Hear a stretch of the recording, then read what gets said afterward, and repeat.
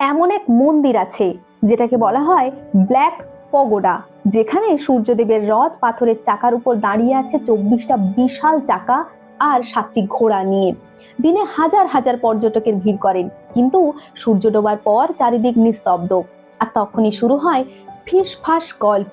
লোককথা বলে একসময় এই মন্দিরের শিখরে ছিল এক বিশাল চুম্বক, যা নাকি সমুদ্রের জাহাজ পর্যন্ত টেনে নিত।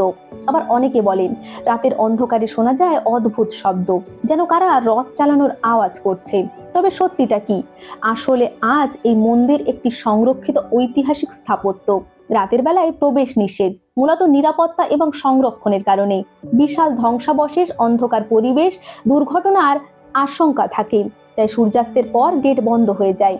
কিন্তু তবুও প্রশ্ন থেকেই যায়, যে মন্দির সূর্যের জন্য তৈরি, সেখানে সূর্য ডোবার পর এত রহস্য কেন? হয়তো উত্তর লুকিয়ে আছে সেই পাথরের চাকার ছায়ায়। আর সেই কারণেই কোণারকের রাত আজও কৌতূহলের অন্ধকারে ঢাকা।